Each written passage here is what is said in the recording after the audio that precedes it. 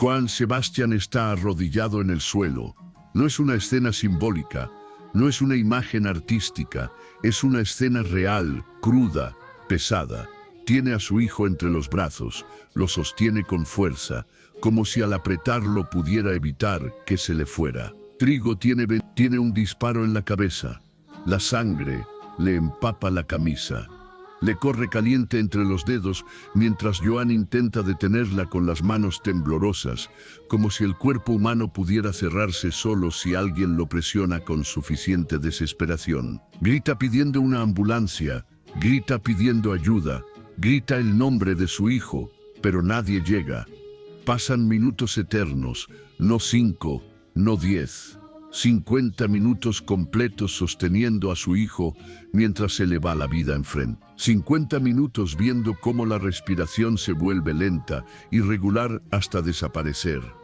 El asesino saltó una valla y desapareció en la oscuridad. Nadie lo detuvo, nadie lo encontró, nadie pagó. 4 años después, la historia se repite como si alguien estuviera enviando un mensaje. Su otro hijo, Juan Sebastián, es ejecutado afuera de un bar. 2 disparos directos, uno en el cuello, otro en el abdomen. No fue un asalto, no fue un accidente, fue una ejecución limpia, directa, sin confusión. Y esa misma noche el cártel del Pacífico Sur dejó una narcomanta adjudicándose el asesinato. Nosotros lo matamos. La pregunta se vuelve inevitable y perturbadora. ¿Por qué un cártel anunciaría públicamente el asesinato del hijo de un cantante? ¿Qué gana un grupo criminal con ese tipo de mensaje? La respuesta empieza a aparecer años después, cuando un testigo vinculado al cártel de los Beltrán Leiva declara algo que cambia completamente la narrativa pública. Dijo que el pasatiempo de Joan Sebastián era cantar, pero que su verdadera actividad, la que realmente le generaba dinero y poder, era traficar droga. Esa declaración quedó registrada, publicada, discutida. Mientras tanto, la familia lloraba al segundo hijo muerto, enfrentando otra pérdida imposible de explicar públicamente. Después de eso, el ejército mexicano llegó a su rancho con una fuerza que parecía más propia de una operación contra un capo que contra un cantante. Llegaron 150 soldados, no 10, no 20, 150. Revisaron absolutamente todo, cada cuarto, cada cajón, cada establo, cada bodega, cada rincón donde pudiera esconderse algo ilegal. No buscaban objetos pequeños, buscaban algo grande, algo que justificara mover esa cantidad de militares. Nadie explicó oficialmente qué esperaban encontrar. Frente a eso, Joan Sebastián convocó una conferencia de prensa. Se paró frente a cámaras vestido completamente de negro, con los ojos rojos de cansancio, de enojo o de dolor, y dijo con firmeza: «Yo no soy narcotraficante». Esa grabación existe, y años después volvió a circular con más fuerza. En 2023 murió Julián, el hijo que tuvo con Maribel Guardia. No murió por violencia, murió por un infarto. Tenía 27 años, la misma edad que tenía Trigo cuando lo asesinaron. 3 hijos muertos, 3 tragedias en la misma familia. La gente empezó a hablar de coincidencias, de mala suerte, de una supuesta maldición. Otros empezaron a preguntarse si era el precio que la familia estaba pagando por secretos que Joan Sebastián nunca quiso confesar públicamente. Hoy vas a conocer 4 cosas que cambian completamente la imagen pública del llamado poeta del pueblo. Primero, la grabación completa de esa conferencia donde declaró que no era narcotraficante mientras el ejército revisaba su propiedad y mientras el cuerpo de su hijo todavía estaba presente. Segundo, declaraciones hechas ante la Procuraduría por 2 mujeres que lo acusaron de participar en actividades extremadamente oscuras, tan delicadas que durante años ni siquiera se mencionaban abiertamente. Esos testimonios existen en archivos oficiales que, según reportes, la familia intentó silenciar legalmente. Tercero, el testimonio de su médico, quien habló de las 14 horas de agonía antes de morir. Según él, el cuerpo de Joan fue fallando órgano por órgano: corazón, pulmón, riñón, hígado. una caída física total. Y cuarto, el misterio de por qué murió sin dejar testamento, lo que provocó una guerra legal entre sus hijos que duró casi 10 años por más de 100 propiedades y millones de dólares que quedaron atrapados en procesos legales. Te voy a avisar cuando llegue cada revelación importante, porque si te vas antes del final, te pierdes lo que la familia Figueroa más ha intentado ocultar durante años. Pero para entender cómo un niño pobre que vendía gelatinas en un pequeño pueblo de Guerrero terminó siendo acusado de tener vínculos con algunos de los narcotraficantes más violentos del país, hay que regresar al inicio. Y ese inicio es más oscuro de lo que parece desde afuera. Hay una frase que Johann Sebastian repetía constantemente desde joven, una frase que aprendió siendo niño y que terminó marcando su vida completa: el que nace para cantar, aunque le corten la lengua. Esa frase parece inspiradora, pero en su historia termina sonando como una advertencia. Nació en 1951 en Juliantla, Guerrero, un lugar tan pequeño que durante años ni siquiera aparecía en muchos mapas. Creció en pobreza extrema, rodeado de 11 hermanos más. Desde niño trabajaba. Vendía gelatinas en la calle desde los 7 años. Boleaba zapatos, cargaba cubetas de leche antes de que saliera el sol. A los 14 años pensó que su camino sería la religión. Entró al seminario, estudió latín, estudió teología y ahí compuso su primera obra musical, una misa completa que los seminaristas cantaban los domingos. Pero su padre lo sacó del seminario diciéndole que su destino estaba en otro lugar. A los 17 años trabajaba haciendo mantenimiento en un hotel en la Ciudad de México. Limpiaba cuartos, cambiaba sábanas, trapeaba pisos, hacía todo lo necesario para sobrevivir. Pero por las noches cantaba. En uno de esos pasillos, la actriz Angélica María lo escuchó y le dio un contacto. Con ese contacto tocó puertas en disqueras. Todas se cerraron. Le dijeron que su voz no servía, que no tenía imagen comercial, que regresara a su pueblo. Entonces emigró a Chicago, lavó platos, vendió autos usados, vivió en cuartos pequeños llenos de cucarachas, con tuberías congeladas en invierno, hasta que recibió una llamada que cambió su vida. Un promotor en Texas le ofreció $1000 por presentación con una condición: debía cambiar su nombre. Él eligió Johann inspirado en el Papa Juan XXIII, quien lo había inspirado cuando quiso ser sacerdote, y Sebastián por San Sebastián, el mártir romano que murió atravesado por flechas. El niño que quiso ser sacerdote eligió el nombre de un mártir. Ese detalle marcaría toda su narrativa pública. Después llegaron los éxitos. Tatuajes se volvió un himno generacional. Secreto de amor sonaba en todas las radios. Un idiota hacía llorar a miles de personas en bares y centros nocturnos. Johann no solo cantaba, escribía, y sus letras hablaban del amor como algo doloroso, como si cada canción fuera una herida abierta. Tal vez porque su vida emocional siempre fue complicada. Su primera esposa fue Teresa González. Lo conoció cuando aún cantaba en bares pequeños. Se casaron y tuvieron 3 hijos, José Manuel, Trigo y Juan Sebastián. Teresa vio su transformación de hombre humilde a estrella famosa, rodeado de giras largas, fans, viajes constantes y ausencias prolongadas. El matrimonio terminó, pero ninguno habló públicamente del motivo. El silencio fue la única explicación que recibieron los hijos. Después vino María del Carmen Ocampo, una relación breve de la que nació su hija Sarelea, quien creció lejos de la fama. Luego apareció Maribel Guardia en 1992, una de las mujeres más admiradas del país en ese momento. Se casaron ese mismo año. En 1995 nació Julián. Johann parecía tenerlo todo: fama internacional, dinero, propiedades, caballos, premios, una familia visible y éxito constante. Pero fuera de cámaras, la realidad era distinta. En 1996, Johann y Maribel trabajaron juntos en la telenovela Tú y yo. Era el proyecto perfecto para los medios, la pareja famosa actuando junta.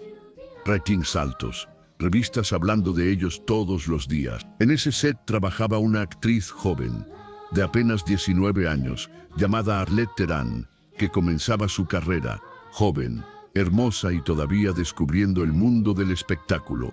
Johann Sebastian tenía 45 años, ya no era el joven que luchaba por un lugar en la música.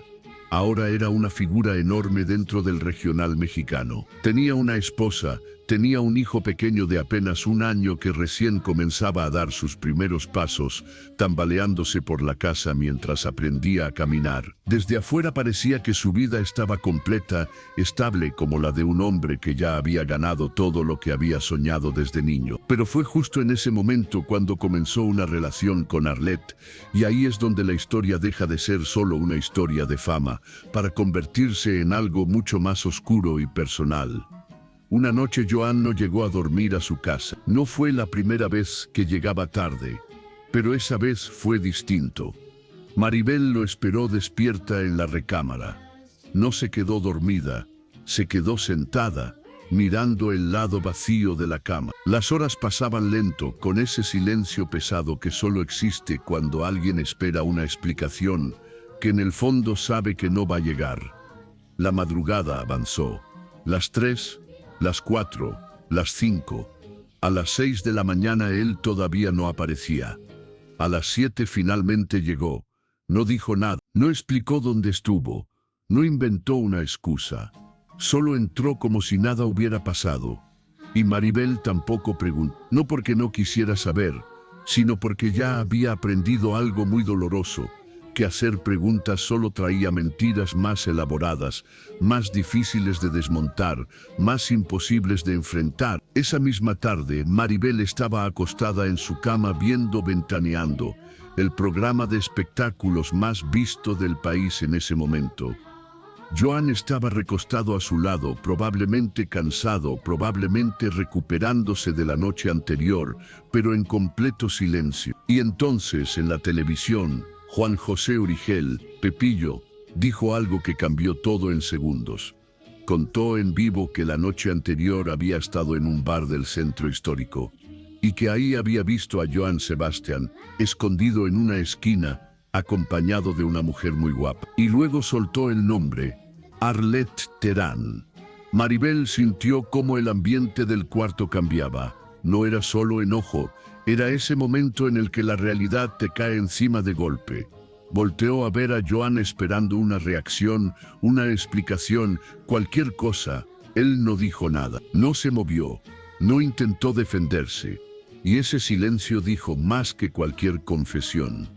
Maribel se levantó lentamente de la cama, caminó hacia el closet, abrió las puertas y empezó a sacar toda la ropa de las botas, los chalecos de cuero que tanto le gustaban, los cinturones con hebillas grandes de plata, todo lo tiró al pasillo sin cuidado, sin orden, solo con rabia.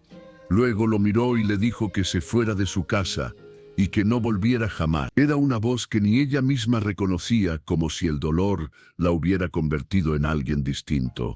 Jon negó todo ese día y lo siguió negando durante años. Incluso hasta el final de su vida insistió en que nunca pasó nada. Maribel lo enfrentó muchas veces a lo largo del tiempo, pero la respuesta siempre fue igual. No es verdad, te lo juro. Años después, ella recordaría en entrevistas que él sostuvo esa versión hasta el último minuto de su vida. Pero el tiempo terminó revelando otra cosa. Arlette habló del tema muchos años después, cuando ya no tenía nada que perder, cuando su carrera ya había pasado por todo. Dijo que fue víctima de las circunstancias, que tenía 19 años, que trabajaba todos los días con un hombre acostumbrado a coquetear con cualquier mujer que tuviera enfrente. La diferencia de edad era enorme. Él tenía 45 años, ella apenas 19. Él era una estrella consolidada. Ella apenas empezaba su carrera. Él tenía esposa e hijo en casa. Ella tenía sueños y la ilusión de crecer en el mundo del espectáculo. La pregunta que siempre queda en estos casos nunca tiene una sola respuesta. ¿Fue amor? ¿Fue manipulación? ¿Fue simplemente lo que pasa cuando el poder, la fama y la experiencia se cruzan con la juventud y la admiración? Cada persona lo interpreta distinto dependiendo de lo que crea sobre el mundo. Tal vez tú también conoces a alguien así, alguien que promete amor eterno y luego destruye todo lo que toca. Alguien capaz de decir las palabras más bonitas mientras vive realidades completamente distintas. Alguien que te mira a los ojos y te miente con la misma boca con la que te dice que te ama. El matrimonio terminó. Julián, que apenas era un bebé, creció entre dos casas, entre dos realidades distintas. Mientras tanto, Joan seguía escribiendo canciones sobre el amor eterno, mientras en su vida personal, cada relación terminaba rota. Después de Maribel vinieron más relaciones. Arlette duró poco tiempo. Después apareció Erika Alonso, con quien tuvo una relación de más de una década y una hija llamada Juliana. Más adelante llegó Alina Espino, quien estuvo con él hasta sus últimos días y con quien tuvo 2 hijas más, Johanna y Deb. En total, 5 mujeres documentadas públicamente y 8 hijos reconocidos. Y en prácticamente todas las relaciones el patrón fue el mismo, infidelidades de su parte. El hombre que escribía versos sobre el amor profundo parecía incapaz de sostener una sola relación estable. Pero lo que vino después fue mucho peor que cualquier escándalo amoroso. Lo que vino después involucró violencia real, muerte, secretos que en muchos círculos todavía se mencionan en voz baja. Y todavía faltaba lo más duro. En 1999 los médicos le dieron la noticia que nadie quiere escuchar. Cáncer de huesos, específicamente mieloma múltiple. Una enfermedad que destruye el cuerpo desde adentro, que debilita los huesos hasta volverlos frágiles, como si fueran vidrio. Le dieron 1 año de vida, solo 1 año. Joan tenía 48 años, 8 hijos que dependían de él, una carrera en su punto más alto, contratos firmados para años futuros y una sentencia médica que decía que en 12 meses todo podía terminar. Decidió que no iba a desaparecer en silencio. Siguió cantando, siguió componiendo, siguió montando caballos en sus ranchos de Guerrero, aunque cada cabalgata le provocara dolores que después duraban días completos. El cáncer regresó en 2012 y volvió a superarlo. Regresó otra vez en 2014. 16 años peleando contra algo que debía haberlo matado en uno. Repetía constantemente su frase: el que nace para cantar, aunque le corten la lengua. Lo decía en entrevistas, lo decía antes de conciertos, lo decía como si fuera un escudo contra la muerte. Pero nada lo preparó para lo que pasó el 27 de agosto de ese día dio un concierto en Hidalgo, Texas, en Plaza del Valle. Era un show como muchos otros. Miles de personas cantando, ambiente de fiesta, cerveza circulando entre el público. Olor a comida asada mezclándose con el polvo caliente del verano texano. Entre el público estaba Trigo, su hijo de 27 años. No estaba como fan, era el jefe de seguridad de su padre. Era el encargado de revisar todo antes de cada presentación. Era quien se aseguraba de que nadie se acercara demasiado. Era quien dormía afuera del cuarto de su padre cuando existían amenazas. Cuando terminó el concierto, un grupo de personas intentó acercarse para pedir autógrafos y fotos. Era algo normal. Lo habían hecho cientos de veces, pero entre esa gente había alguien con otra intención. Un hombre sacó una pistola calibre, aprovechó el caos del momento, el ruido, el movimiento, y disparó directo a la cabeza de Trigo. Joan escuchó el disparo, reconoció el sonido. Era un sonido que conocía desde joven, desde los ranchos de Guerrero donde los problemas se resolvían con armas. Corrió hacia el lugar donde estaba la gente gritando. Encontró a su hijo tirado en el suelo, sangrando por la cabeza. Lo que pasó después fue algo que ningún padre debería vivir. Días después, diría en entrevistas que no estuvo presente justo en el momento del disparo, pero sí estuvo en los minutos siguientes. Dijo que sostuvo a su hijo en brazos durante 50 minutos completos mientras agonizaba, gritando por ayuda, pidiendo ambulancia, pidiendo policía. 50 minutos que parecieron una eternidad.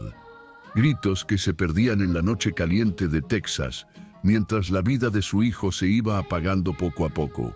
La sangre empapaba la ropa de Joan. No era una mancha pequeña ni un golpe de color. Era sangre de verdad, espesa, caliente, insistente. Le manchaba las manos, se le metía en las uñas, le corría por las muñecas y caía al piso de cemento formando charcos irregulares que se extendían lentamente, como si el suelo también estuviera absorbiendo el horror. Un padre sostenía a su hijo en brazos, y ese peso no era solo el peso de un cuerpo, era el peso de saber que se le estaba yendo la vida ahí mismo, frente a él, sin que pudiera hacer nada. La vida se le escapaba entre los dedos como agua imposible de retener, por más que aprietes, por más que reces, por más que grites. Alrededor, el público seguía sin entender lo que estaba pasando.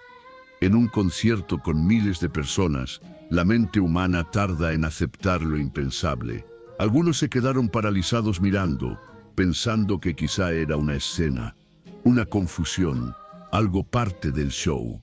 Otros empezaron a correr, empujándose, buscando la salida sin saber ni siquiera de qué huía. El caos se mezcló con los gritos de Joan pidiendo auxilio, gritos desesperados, con esa voz rota de alguien que no está actuando, alguien que está viendo morir a su hijo. Y aún así, nadie llegaba, nadie, ni patrullas, ni sirenas, ni paramédicos. Y entonces la pregunta se vuelve una puñalada. ¿Cómo es posible que en un evento con miles de personas, en territorio estadounidense, nadie pudiera conseguir una ambulancia en 50 minutos? 50 minutos no son 2 o 3, no es una espera normal, es una eternidad cuando alguien se está muriendo en tus brazos. Mientras Joan seguía gritando, el asesino hizo lo más simple y lo más aterrador. Escapó. Saltó una valla y desapareció entre el público como si fuera un fantasma. Testigos lo vieron correr, lo vieron brincar el cerco, lo vieron mezclarse con la gente que todavía no entendía qué había pasado, como si el crimen se pudiera esconder detrás de la confusión. Nadie lo detuvo, nadie lo alcanzó, nadie lo sujetó del brazo. En un lugar lleno de gente, un hombre disparó, mató y se fue caminando hacia la oscuridad, sin consecuencias inmediatas. Trigo fue trasladado al Hospital Medical Center de McAllen. Para ese momento, el tiempo ya era un enemigo. Los médicos intentaron extraer la bala, intentaron hacer lo que podían hacer en una situación donde el daño ya estaba hecho desde el primer segundo. Y a las 6 de la tarde de ese domingo lo declararon muerto. Así, con una frase fría, clínica, imposible de aceptar para un padre. Lo más brutal es que el asesino nunca fue encontrado. Había testigos, había cámaras, había un lugar lleno de gente, y aún así el hombre que mató a Trigo Figueroa jamás fue identificado ni capturado. Como si se hubiera evaporado, como si alguien hubiera querido que se evaporara. Joan Sebastián hizo lo que siempre hacía cuando el dolor era demasiado grande para guardarlo. Lo convirtió en canción. Le escribió palabras que parecían una promesa para sobrevivir un día más. Dijo que viviría el resto de su vida con ese recuerdo, que primero Dios y gracias a su fe se volverían a reunir. Pero aunque la canción fuera una forma de respirar, las preguntas no se fueron. Las preguntas se quedaron flotando como humo que no se disipa. ¿Por qué la policía no llegó en 50 minutos? ¿Por qué el asesino escapó tan fácil? ¿De verdad fue un fan borracho molesto por un autógrafo o fue algo más? Guarda esas preguntas, porque no son capricho ni paranoia. En unos minutos vas a entender por qué importan tanto. Y prepárate, porque lo que viene es más oscuro. Aquí llega la primera de las 4 cosas que casi nadie se atreve a contar sobre Joan Sebastián. Porque no es una teoría sacada del aire. Es un hecho que ocurrió después y ocurrió con una violencia que parece mensaje. 4 años después de la muerte de Trigo, en la madrugada del 12 de junio de 2010, Juan Sebastián Figueroa, el segundo hijo de Joan, llegó con un grupo de amigos a un bar llamado Gran Hotel Cuernavaca. Tenía 32 años. No era un niño, no era un adolescente buscando pleito. Era un hombre con vida por delante, con planes, con sueños todavía en la lista. Pero esa noche, los guardias de seguridad no lo dejaron entrar. Nadie sabe con exactitud por qué. Tal vez el lugar estaba lleno, tal vez no les gustó algo de su actitud, tal vez reconocieron el apellido y eso, en ciertos lugares, en ciertas noches, es suficiente para que alguien decida ponerse duro. Lo que empezó como un no puedes pasar se convirtió en discusión. Subieron las palabras, subió el tono, se metió el orgullo, se metió el alcohol, y cuando el alcohol y el orgullo se encuentran, muchas veces la razón se va por la ventana. Hubo empujones, hubo intercambio de amenazas, y en algún momento uno de los guardias sacó un arma. Le disparó 2 veces, una bala en el cuello, otra en el abdomen. Juan Sebastián cayó en el estacionamiento. No cayó como en las películas, cayó como cae alguien a quien le arrebatan el aire de golpe. Las hemorragias internas y externas hicieron el resto en cuestión de minutos. No hubo tiempo para ambulancias, no hubo tiempo para despedidas. Solo el golpe seco de la realidad, otra vez. Esa fue la versión oficial, la que salió en periódicos, la que repitieron autoridades, la que se convirtió en riña de bar. Pero horas después apareció algo que cambió el tono de todo, como si la muerte no fuera suficiente y alguien quisiera dejar claro que había algo más detrás. En distintos puntos de Cuernavaca aparecieron narcomensajes, mantas con letras rojas, mensajes imposibles de ignorar, colocados justo para que todos los vieran. Y uno decía algo que heló la sangre: nosotros matamos a Juan Sebastián Figueroa. El mensaje agregaba un motivo. Una mujer decía que Juan Sebastián había tenido contacto con la pareja de uno de los cabecillas y que eso no se perdonaba. Las autoridades negaron la versión del narco. Dijeron que era una riña, que no había vínculo con crimen organizado, que el narcomensaje podía ser falso. Una forma de aprovechar la noticia para sembrar terror. La familia también negó todo. Federico Figueroa, hermano de Joan, insistió en que era mentira, que su sobrino no tenía que ver con la pareja de ningún capo. Pero nadie pudo explicar una cosa simple: ¿por qué un cártel se adjudicaría un crimen que supuestamente fue una pelea de cantina? Los cárteles no gastan recursos en presumir pleitos de borrachos. No imprimen mantas enormes para reclamar una discusión sin importancia. Si se adjudican algo, es porque quieren que el mensaje llegue a alguien. Y entonces ocurrió lo que hizo imposible seguir fingiendo que todo era normal. Mientras velaban el cuerpo de su hijo en el rancho de Juliantla, mientras la familia lloraba al segundo hijo asesinado en 4 años, mientras los rezos llenaban las habitaciones de adobe y el dolor se metía en las paredes, llegaron 150 elementos del ejército mexicano al rancho. 150. No es una patrulla, no es un par de soldados, es un operativo. Camiones militares levantando polvo, botas en fila, armas largas, perros rastreadores olfateando cada rincón. Revisaron establos, revisaron bodegas, revisaron cuartos cerrados desde hace años. Abrían puertas, alumbraban con linternas, movían cosas, escudriñaban como si buscaran algo específico, algo que según ellos tenía que estar ahí. Y lo hicieron mientras una familia estaba de luto, como si el luto no importara, como si la muerte de un hijo fuera un detalle secundario comparado con no lo que querían encontrar. Juan Sebastián estaba destrozado, sí, pero además estaba presenciando algo que lo empujó a hacer lo impensable. Convocó una conferencia de prensa en su propio rancho. Se paró frente a cámaras de los noticieros más importantes del país, vestido de negro, con los ojos hinchados de llorar, con la cara de alguien que no ha dormido, con la voz quebrada pero firme, como si se obligara a mantenerse en pie por puro orgullo. Y miró directo a las cámaras para decir la frase que era más defensa que declaración.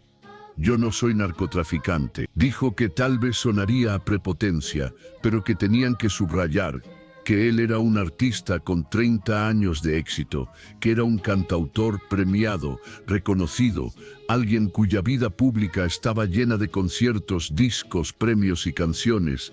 Hizo una pausa Se llevó la mano a la frente, tomó aire como si le doliera respirar, y luego soltó lo más fuerte, que mientras él estaba de luto, con su hijo tendido, 150 elementos del gobierno, del ejército, llegaron a ese rancho para revisarlo de arriba abajo. Los periodistas guardaron silencio. Las cámaras siguieron grabando.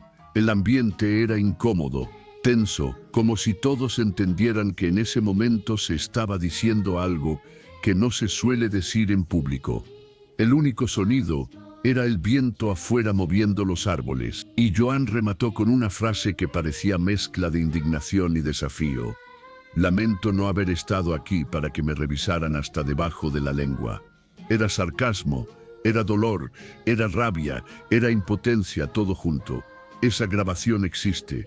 Puedes verla. Puedes ver el rostro de un padre destruido defendiéndose de acusaciones que nadie estaba diciendo en voz alta, pero que todos susurraban en privado. Y la pregunta sigue viva incluso hoy. ¿Por qué el ejército registró el rancho de un cantante mientras velaba a su hijo asesinado? ¿Qué buscaban exactamente? ¿Lo encontraron? ¿O el mensaje era más importante que la búsqueda? Joan terminó esa conferencia con una frase que sonó a rendición total, como si ya no le quedaran fuerzas para pelear con el destino. Acepto con resignación lo que la vida me manda, pero la vida le mandó más de lo que cualquiera debería soportar. Y quizá tú has sentido algo similar cuando parece que el destino se ensaña contigo, cuando cada vez que te levantas algo te vuelve a tumbar con más fuerza. Cuando empiezas a preguntarte, ¿qué hiciste para merecer tanto dolor? La diferencia es que Joan tenía que levantarse frente a millones, tenía que subirse a un escenario, tenía que cantar canciones de amor mientras enterraba hijos. Tenía que sonreír para cámaras mientras por dentro se desmoronaba. El que nace para cantar, aunque le corten la lengua, eso hacía. Seguía cantando aunque por dentro ya estuviera muerto. Pero ahora viene lo que más han intentado enterrar. La parte que nadie quiere que se escuche completa. Y aquí llega la segunda revelación, la que conecta todo y empieza a explicar por qué alrededor de él todo terminaba manchado de sangre. En 2014 y 2015, dos mujeres se presentaron ante la Unidad Especializada en Investigación de Tráfico de Menores de la Procuraduría General de la República. Sus testimonios quedaron documentados en expedientes oficiales guardados en archivos del gobierno. No eran rumores de revista, no eran chismes de pasillo, eran declaraciones registradas en documentos formales. Una de ellas, identificada en los papeles como Amanda, declaró el 10. Ahí estaba Joan Sebastián, el artista, el ídolo, el mismo hombre al que millones le cantaban sus letras como si fueran su propia vida. En esos encuentros, según el testimonio, él se presentaba con una actitud casi paternal, como si quisiera bajar la guardia de quien lo tenía enfrente. Les hablaba con cariño, les decía que eran sus princesas, que él iba a cuidarlas, que él podía ser como un papá que protege, que apoya, que da seguridad.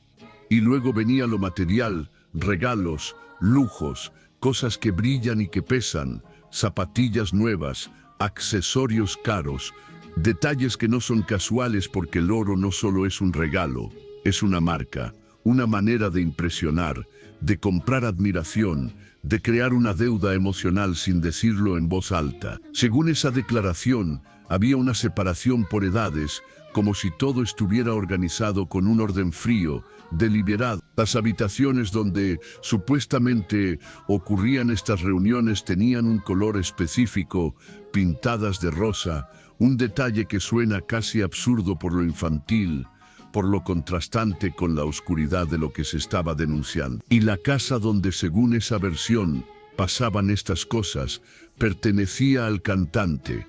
No era un lugar cualquiera, no era un sitio desconocido, era un lugar ligado directamente a su nombre, a su círculo, a su poder. Después aparece otro testimonio, el de una segunda mujer identificada como Julieta, fechado el 8 de junio de 2015. Y lo que cuenta, según el documento, es todavía más inquietante por el patrón, por la idea de una red, por la forma en la que describe el reclutamiento y el tipo de reuniones. En su declaración menciona que muchas de las convocadas eran menores de edad y que el cantante se refería a ellas con un término ofensivo y degradante, que por respeto a las víctimas, aquí se deja completamente fuera. Se omite esta parte por seguridad y respeto a víctimas menores de edad. Lo importante y lo que vuelve esto imposible de ignorar es que estas declaraciones no se convirtieron en una condena, no hubo una sentencia, no hubo un juicio donde se dictara culpabilidad. Johann Sebastian nunca fue procesado judicialmente, ni se paró frente a un juez para responder por estos señalamientos. Pero los documentos existen, eso es lo que sostiene la narración, que quedaron asentados en archivos oficiales de la Procuraduría. Es decir, no son únicamente chismes de farándula, son historias que al menos llegaron a papel institucional, a registros que no se evaporan con un cedijo. La familia reaccionó como reaccionan muchas familias cuando sienten que el apellido está bajo ataque, con furia, con defensa total, con cierre de filas. Maribel Guardia salió públicamente a respaldarlo en entrevistas, con frases que suenan más a juramento que a opinión. Dijo que pondría las manos en el fuego por él, que era un hombre de principios, bueno, decente, y que todo lo que se decía estaba lleno de mentiras inventadas. No lo dijo con tibieza, lo dijo como alguien que sabe que el público puede destruir una vida con una sola palabra. Y los hijos también se movieron. Presentaron demandas, amenazaron con acciones legales contra quienes publicaran o repitieran esas acusaciones, como si el objetivo fuera dejar claro un mensaje: esto no se toca.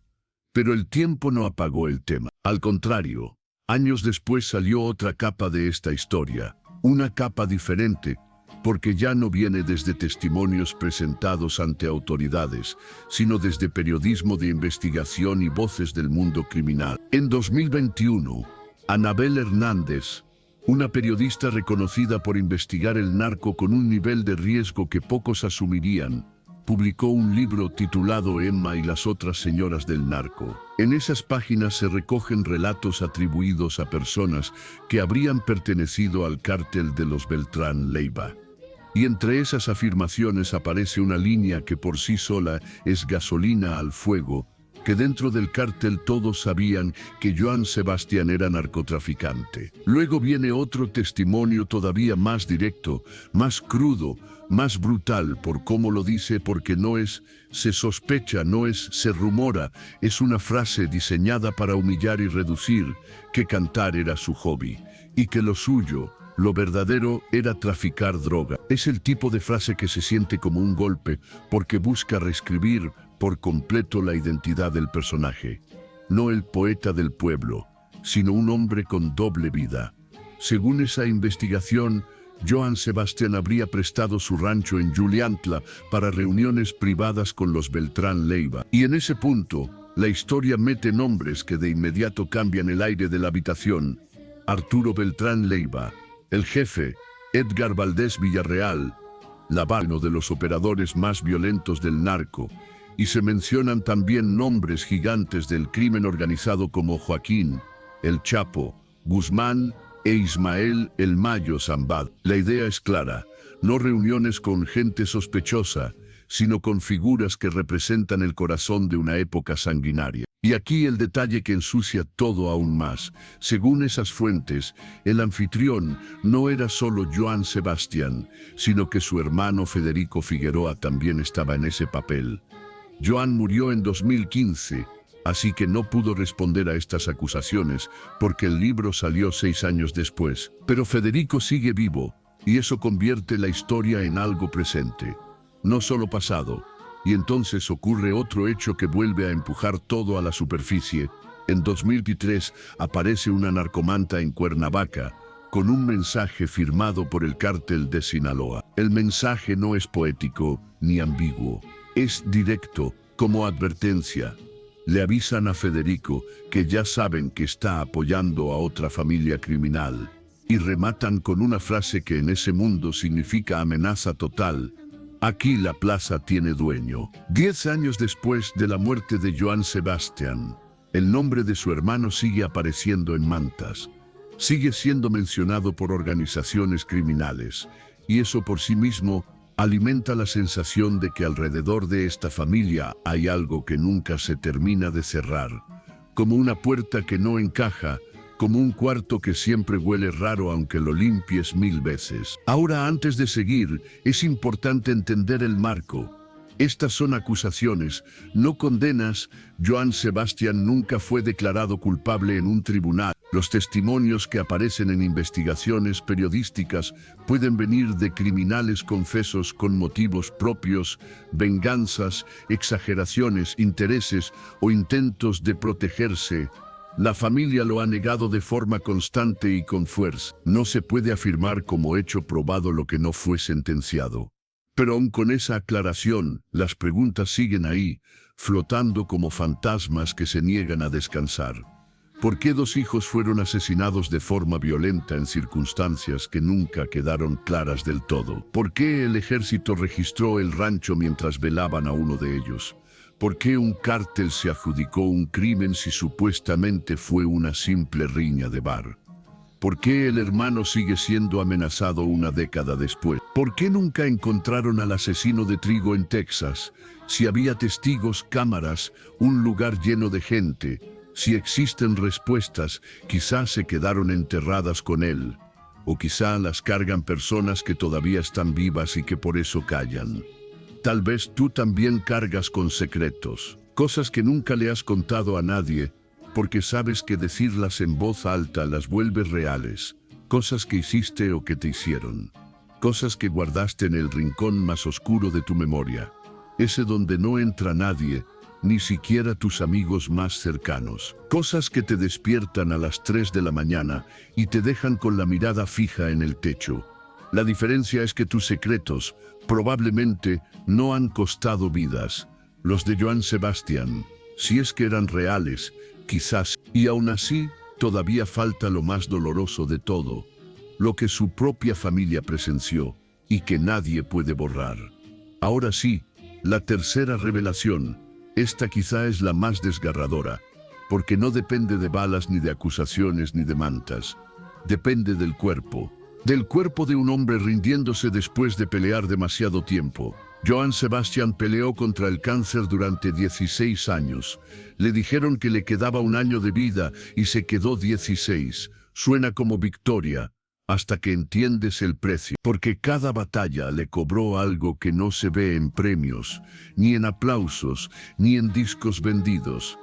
El cáncer de huesos fue reblandeciendo su esqueleto centímetro a centímetro, año tras año, como si por dentro se fuera desmoronando lento. El hombre que medía 1,78 cuando recibió el diagnóstico terminó midiendo 1,60 al morir. 18 centímetros menos.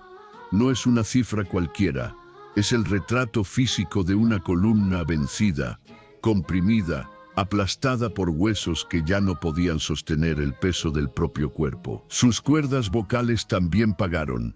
Las quimioterapias y el desgaste afectaron su voz.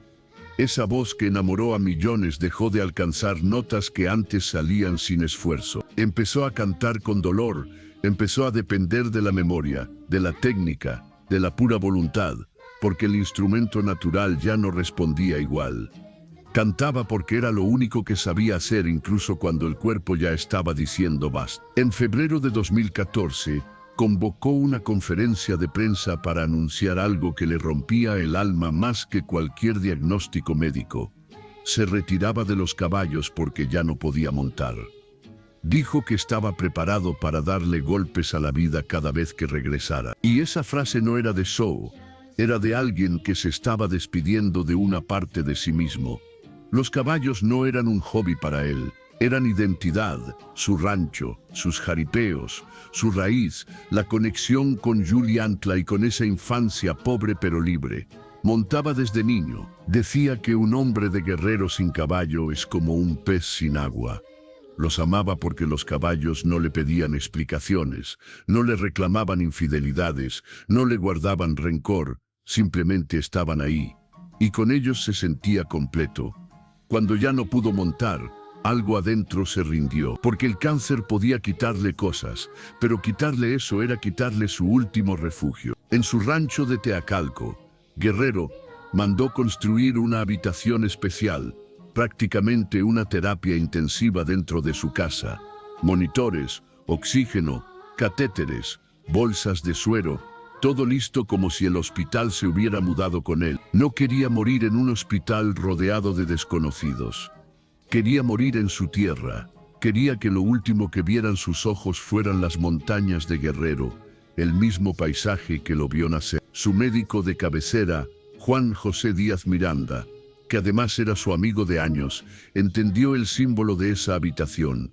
Cuando alguien arma un hospital en casa, ya aceptó la idea de que la pelea se está terminando. Dijo que sintió que Joan ya se había entregado, que había concebido que las limitaciones eran demasiadas, especialmente porque ya no podía montar. Semanas antes de morir, José Manuel fue a visitarlo. Entró al cuarto y el olor era inconfundible. Juan lo miró desde la cama con ojos cansados, ojos de alguien que ya vio demasiado dolor, y le dijo que la enfermedad lo obligó a fumar eso. No como fiesta, no como vicio, como último recurso. El hombre que públicamente se había alejado de excesos terminó usando marihuana medicinal, porque el dolor era insoportable y necesitaba algo para sobrevivir las noches, para no volverse loco, para no gritar. El 13 de julio de 2015, empezó a morir de verdad. Su médico describió lo que ocurrió en esa habitación convertida en hospital. 14 horas de agonía, 14 horas sufriendo, intentando hacer algo. Tenían todo ahí: monitores, oxígeno, catéteres, dosis masivas para intentar compensar el cuerpo, intentando que su fortaleza lo sacara adelante una vez más. Pero a veces ni la fortaleza alcanza. Imagina estar ahí. Imagina ver a tu padre, tu amigo, tu familia, apagándose poco a poco mientras los aparatos pitan, mientras las bolsas se vacían, mientras la respiración cambia y ya sabes que está cruzando una línea.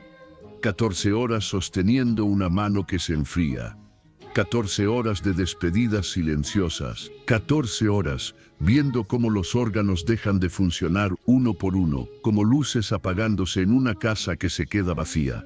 El médico siguió. Falló el corazón, falló el pulmón, falló el riñón nuevamente. El hígado falló de manera importante. Entonces falló todo. El que nace para cantar, aunque le corten la lengua. Pero esta vez no había canción que pudiera salvarlo. Esta vez la lengua finalmente se cayó. A las 7:15 de la tarde, Joan Sebastián exhaló por última vez. Murió en su rancho de Teacalco, Guerrero, rodeado de sus hermanos y de los hijos que pudieron llegar a tiempo. Murió en el mismo lugar donde había nacido, en la misma tierra polvorienta de Guerrero que lo vio partir de niño, hacia un seminario, y que lo recibió de vuelta como el poeta del pueblo. Pero ni siquiera la muerte trajo paz a su familia. Y ahora llegamos a la cuarta y última revelación, la que te prometí al principio. Si has llegado hasta aquí, esto es para ti. Y créeme, esto es lo que explica por qué todo terminó tan mal. Juan Sebastián murió sin dejar testamento. Quiero que pienses en eso durante un momento. Un hombre que sabía desde 1999 que tenía cáncer terminal, que peleó contra la muerte durante 16 años, que tuvo tiempo de sobra para poner sus asuntos en orden, que tenía abogados, contadores, asesores financieros a su disposición. No dejó testamento. ¿Por qué un hombre que sabía que iba a morir no se tomó unas horas para escribir cómo quería que se repartieran sus bienes? ¿Qué estaba protegiendo? ¿A quién no quería que apareciera en un documento legal? Su fortuna era inmensa, más de 100 propiedades documentadas, casas, ranchos y terrenos repartidos por Guerrero, Morelos, Veracruz y Jalisco. Aunque oficialmente se habla de 51 propiedades, versiones de abogados cercanos al caso mencionan. También dejó 854 canciones registradas ante la Sociedad de Autores y Compositores de México. Regalías que siguen generando millones de dólares cada año cuando suenan en radios, plataformas de streaming, películas, comerciales y dejó hijos de 5 mujeres diferentes. Todo eso sin un papel que dijera cómo repartirlo.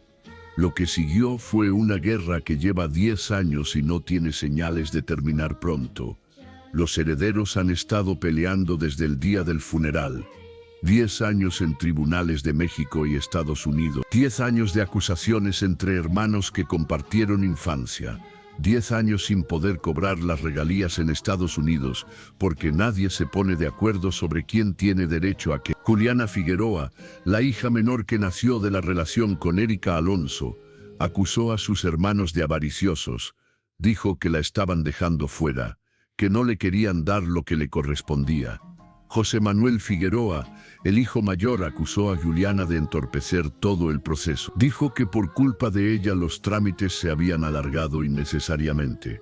Erika Alonso, la madre de Juliana, intentó ser reconocida como heredera. También presentó documentos alegando que ella era la esposa de Joan Sebastián al momento de su muerte, que habían tenido una relación de 12 años, que se habían casado en secreto. Un juez en Texas la desestimó. Dijo que no tenía derecho sobre la herencia, pero reconoció que su hija Juliana sí era heredera legítima. Maribel Guardia también entró al pleito reclamando lo que le correspondía como legítima esposa de Joan Sebastián. Pero su matrimonio había terminado en enero de 2025, casi 10 años después del funeral. El abogado encargado de la sucesión anunció que finalmente podría haber un acuerdo, que los herederos estaban cerca de resolver el conflicto, que para marzo o abril de ese año un juez daría a conocer cómo sería repartida la herencia. 10 años. 10 años para repartir lo que un testamento habría resuelto en semanas. 10 años de abogados cobrando por hora, 10 años de viajes a tribunales en 2 países, 10 años de hermanos que dejaron de hablarse, 10 años de cumpleaños sin invitar a ciertos familiares, 10 años de navidades tensas donde el nombre de Joan Sebastián se pronuncia como una maldición. El dinero destruye familias, no importa cuánto sea, no importa cuántos millones. Cuando no hay claridad sobre quién merece qué, el amor se convierte en resentimiento. Los recuerdos felices se tiñen de amargura. Los hermanos que jugaron juntos de niños terminan viéndose solo en los pasillos de un juzgado. Y entonces, en medio de todo ese caos legal, la tragedia golpeó una vez más. El 9 de abril de 2023, Julián Figueroa, el único hijo de Joan Sebastián, con Maribel Guardia, fue encontrado inconsciente en su habitación en la Ciudad de México. Tenía 27 años, la misma edad exacta que Trigo cuando lo asesinaron en Texas. El acta de defunción dice infarto agudo al miocardio y fibrilación ventricular. 27 años, un infarto sin antecedentes cardíacos conocidos. Los médicos dicen que los infartos en jóvenes son raros pero posibles, que el estrés, las sustancias, los problemas cardíacos no detectados pueden cobrar vidas antes de tiempo, que a veces el corazón simplemente se detiene sin previo aviso. Para una familia marcada por la tragedia, para una madre que ya había perdido al padre de su hijo, para hermanos que ya habían enterrado a 2 de los suyos, la coincidencia era demasiado dolorosa para ser casualidad.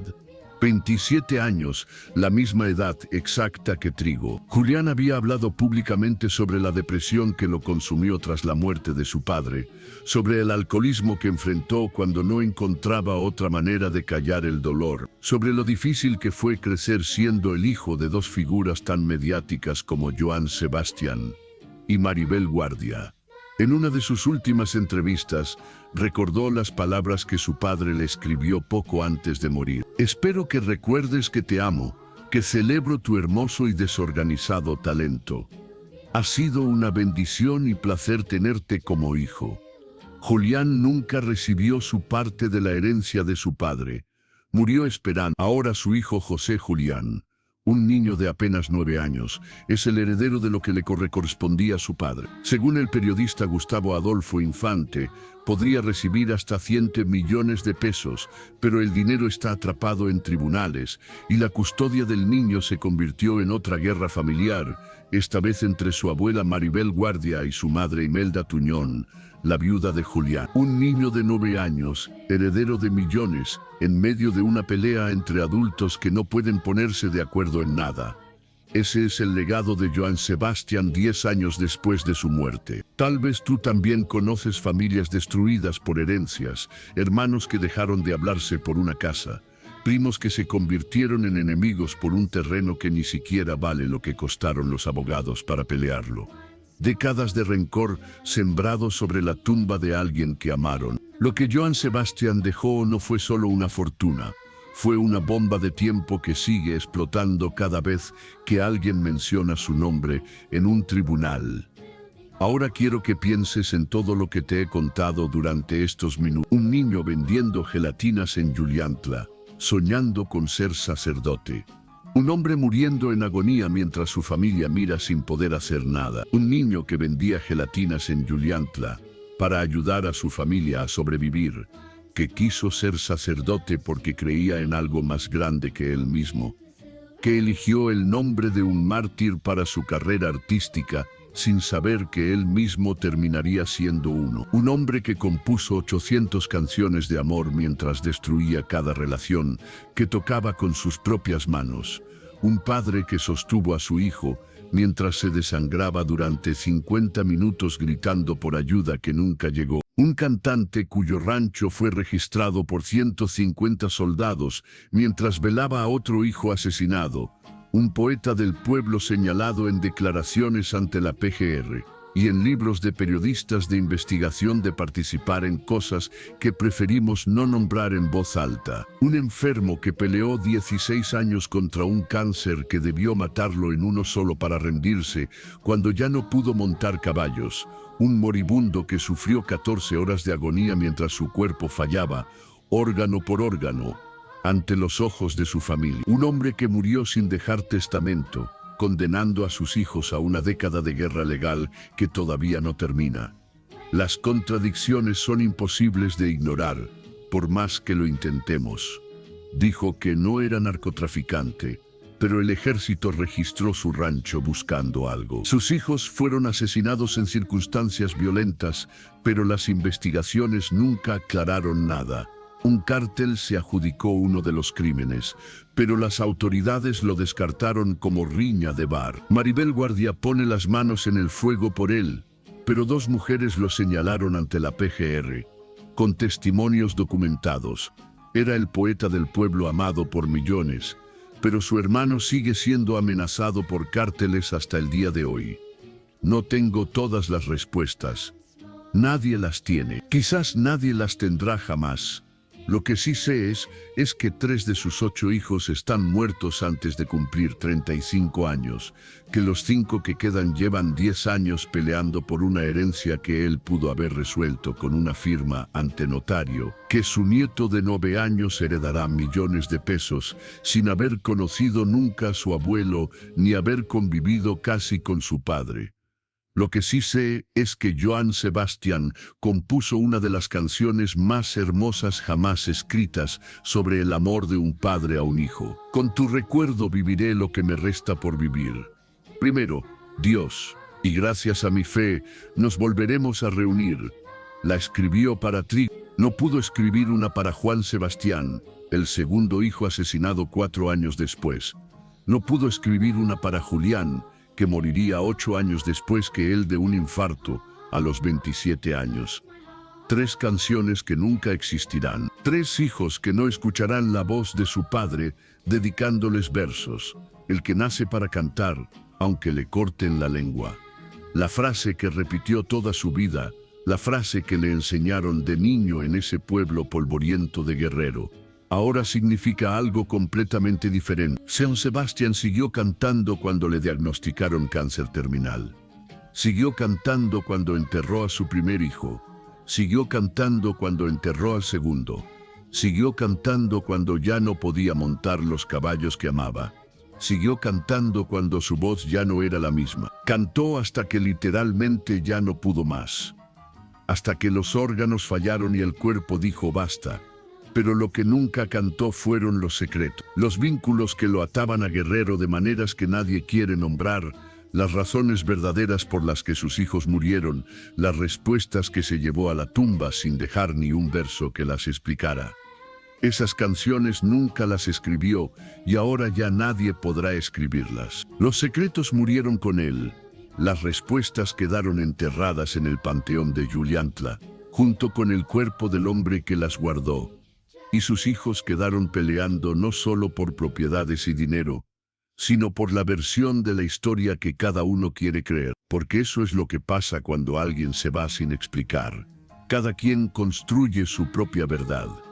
Cada quien decide qué recordar y qué olvidar. Y la memoria del muerto se convierte en un campo de batalla, donde los vivos pelean por tener la razón. José Manuel Figueroa, su hijo mayor y el único varón que queda vivo de los que tuvo con su primera esposa, dijo algo desgarrador después de la muerte de Julián. Desde anoche me vuelve a sonreír la muerte y me deja claro que siempre que pasa algo como esto, un pedacito de mi alma muere. 3 hermanos muertos. Un padre que ya no está, una herencia que sigue sin repartirse, una familia destrozada por dinero y secretos y violencia, y la certeza de que cada vez que suena una canción de Joan Sebastián en alguna radio del mundo, alguien debería estar cobrando regalías que van a parar a cuentas congeladas por órdenes judiciales. Esa es la historia del poeta del pueblo, un hombre que le cantó al amor mientras su vida se llenaba de muerte. Un padre que perdió 3 hijos y dejó a los otros 5 peleando por migajas de una fortuna que pudo haber repartido en vida. Un artista que ganó 5 premios Grammy y 7 Latin Grammy, pero no pudo ganarle al destino que él mismo construyó con sus decisiones. Joan Sebastián murió el 13 de julio de 2015. Han pasado 10 años. Su música sigue sonando en radios y plataformas. Sus secretos siguen enterrados con él. Sus hijos siguen peleando en tribunales.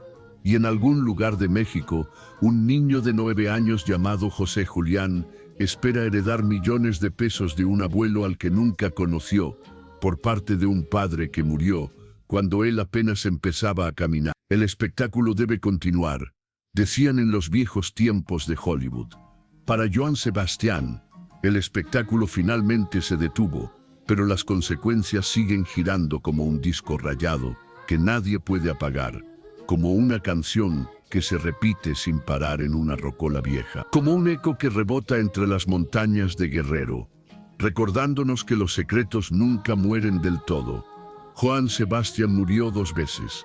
La primera vez fue cuando sostuvo a Trigo en sus brazos mientras la vida se le escapaba. Algo dentro de él murió esa noche en Texas, algo que nunca volvió a recuperar.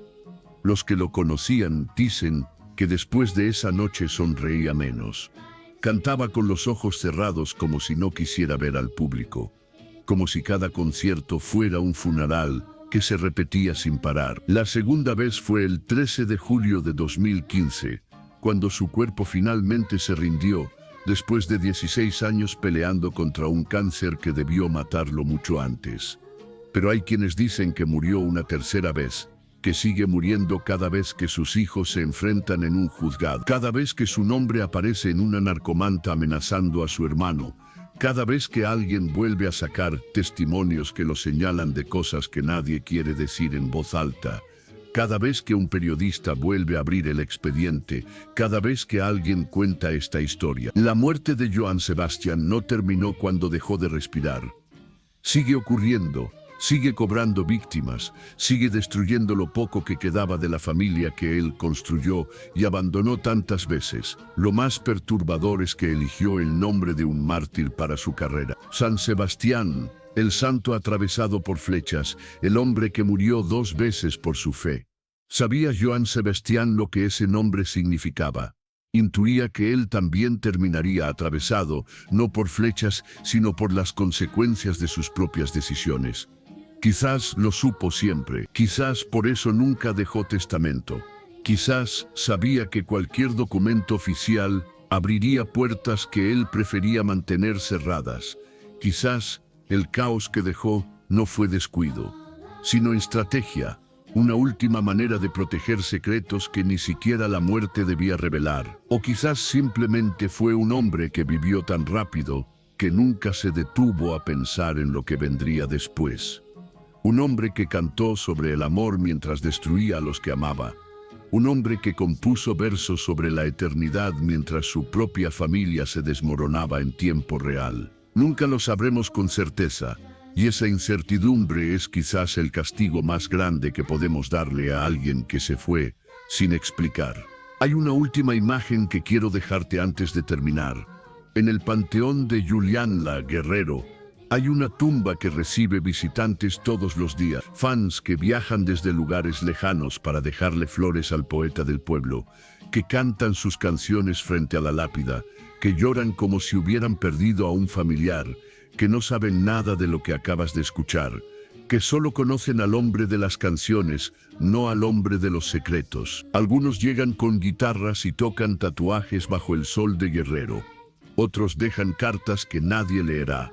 Otros simplemente se quedan parados en silencio tratando de entender cómo un hombre que escribió tantas canciones hermosas pudo tener una vida tan llena de tragedia. A pocos metros de esa tumba, en el mismo panteón, están enterrados Trigo y Juan Sebastián, los dos hijos que fueron asesinados, padre e hijos reunidos finalmente en la muerte, en el mismo pueblo donde todo comenzó. En la misma tierra polvorienta que los vio nacer y que ahora los guarda para siempre. Las tres tumbas forman un triángulo silencioso. Un padre y dos hijos que no pudieron protegerse mutuamente en vida. Ahora descansan a metros de distancia sin poder decirse nada, sin poder explicarse, sin poder perdonarse. Los domingos, cuando el panteón se llena de familias visitando a sus muertos, las tres tumbas de los Figueroa reciben más flores que cualquier otra. Rosas rojas, claveles blancos, girasoles amarillos, como si el color pudiera compensar todo lo que faltó en vida, como si las flores pudieran decir lo que las palabras nunca dijeron. A veces llegan mariachis, contratados por fans que quieren honrar al poeta del pueblo. Tocan sus canciones frente a la tumba mientras los visitantes lloran. Tatuajes. Secreto de amor. Con tu recuerdo. Las mismas canciones que Joan Sebastián cantó miles de veces en vida ahora suenan para él en la muerte. Y uno no puede evitar preguntarse si él las escucha, si desde donde esté puede oír su propia voz regresando como un eco entre las montañas de Guerrero. Julián no está ahí. Su cuerpo descansa en otro lugar, en otra ciudad, lejos de las montañas de Guerrero, pero su ausencia se siente en ese panteón como un hueco que nadie puede llenar, como una silla vacía en una mesa donde ya faltan demasiados, como el cuarto hijo que debería estar ahí pero que la vida se llevó de otra manera. Maribel Guardia va a visitarlo cada vez que puede. Se para frente a la tumba de su único hijo y le habla como si pudiera escucharla. Le cuenta cómo está José Julián, le dice que lo extraña, le promete que va a cuidar a su nieto como él hubiera querido, y después se va con los ojos rojos a seguir peleando en tribunales por la herencia que su hijo nunca recibió. 3 generaciones marcadas por la tragedia. Un abuelo que murió de cáncer después de enterrar a 2 hijos. 2 hijos que fueron asesinados antes de cumplir. Un tercer hijo que murió de un infarto y un nieto que heredará millones sin haber conocido a ninguno de ellos, sin poder preguntarles qué pasó, sin poder entender por qué su familia quedó destruida, sin poder escuchar de la boca de su abuelo las canciones que le escribió a los hijos que perdió. José Julián tiene 9 años. A esa edad, Joan Sebastián ya vendía gelatinas en las calles de Juliantla. Ya sabía lo que era el hambre. Ya sabía lo que era trabajar para sobrevivir. José Julián, en cambio, heredará una fortuna, pero también heredará un apellido manchado de sangre y secretos. Heredará preguntas que nadie quiere responder. Heredará el peso de ser el último eslabón de una cadena de tragedias. ¿Qué le contarán a José Julián cuando crezca? ¿Qué versión de la historia le darán? La del poeta romántico que escribió canciones inmortales, la del padre ausente que destruyó matrimonios, la del hombre señalado por testimonios que su familia ha intentado borrar durante una década. Probablemente le contarán todas y él tendrá que decidir cuál creer. Como todos los hijos de figuras complicadas, como todos los que heredan no solo dinero sino también secretos, como todos los que cargan con un apellido que pesa más de lo que cualquier fortuna podría compensar. Tal vez cuando José Julián sea adulto buscará las respuestas por su cuenta. Tal vez leerá los libros que mencionan a su abuelo. Tal vez encontrará los testimonios en archivos oficiales. Tal vez verá este video y entenderá cosas que nadie le quiso contar. Tal vez visitará el panteón de Juliantla y se quedará parado frente a las 3 tumbas, tratando de entender qué pasó, tratando de armar el rompecabezas con piezas que nadie le quiso dar. O tal vez decidirá no saber. Tal vez preferirá quedarse con la versión bonita, con el poeta del pueblo, con el hombre de las canciones, con el abuelo que nunca conoció pero que le dejó millones de pesos y un apellido que todos reconocen. Nadie puede culparlo si elige no saber. A veces la ignorancia es la única manera de sobrevivir a una historia como esta. Esa es la verdadera herencia de Johann Sebastian. No son las propiedades, no son las regalías, no son los premios Grammy. La verdadera herencia son las preguntas sin respuesta, los silencios que gritan más fuerte que cualquier canción, las miradas que se cruzan en los pasillos de los juzgados entre hermanos que alguna vez se quisieron, las noches en vela preguntándose qué hubiera pasado si el padre hubiera dejado un testamento, si hubiera hablado, si hubiera explicado. La verdadera herencia es esta historia, la que acabas de escuchar, la que la familia ha intentado borrar durante 10 años, la que seguirá contándose mientras alguien recuerde el nombre de Johann Sebastian. Pero Johann Sebastian se fue como vivió, cantando hasta el último momento y guardando los secretos hasta el final. El que nace para cantar, aunque le corten la lengua. La lengua finalmente se cayó, pero los ecos de lo que nunca dijo siguen resonando y seguirán resonando por mucho tiempo más. Cada vez que suene tatuajes en una radio, cada vez que alguien cante Secreto de Amor en un karaoke, cada vez que una madre le ponga a su hijo una canción de Johann Sebastian sin saber todo lo que hay detrás, los ecos seguirán ahí. Pero hay algo que no puedo sacarme de la cabeza. Johann Sebastian sostuvo a su hijo Trigo durante 50 minutos mientras se desangraba.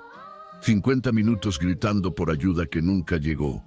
50 minutos sintiendo cómo el cuerpo de su hijo se iba enfriando entre sus brazos. ¿Sabes qué estaba pensando Johann Sebastian durante esos 50? Yo creo que estaba pensando en todo lo que hizo para llegar hasta ahí, en cada decisión, en cada secreto, en cada mentira. Creo que en esos 50 minutos supo exactamente por qué estaba pasando lo que estaba pasando. Y creo que ese conocimiento fue peor que ver morir a su hijo. Porque una cosa es perder a un hijo por accidente, por enfermedad, por mala suerte. Y otra cosa es perder a un hijo sintiendo que tú tuviste algo que ver. Eso se lo llevó a la tumba. Eso nunca lo cantó. Eso nunca lo confesó. Y ahora ya nadie podrá preguntarle. Si esta historia te hizo pensar en alguien que conoces, si te recordó que los secretos familiares siempre terminan saliendo a la luz de la peor manera posible, si entendiste que el dinero sin testamento es una bomba de tiempo que destruye a los que más queremos, entonces hicimos bien en contar esto. Ahora dime tú, ¿crees que Johann Sebastian sabía que sus hijos terminarían pagando el precio de sus decisiones? Déjamelo en los comentarios. Suscríbete para que más personas conozcan estas historias. Las historias que otros prefieren callar porque duelen demasiado. La próxima semana, los otros hijos de la música mexicana que crecieron a la sombra de sus padres famosos. Los que heredaron el talento y triunfaron. Los que heredaron los problemas y los destruyeron. Los que no sobrevivieron a ninguno de los dos. Nos vemos ahí. Amén.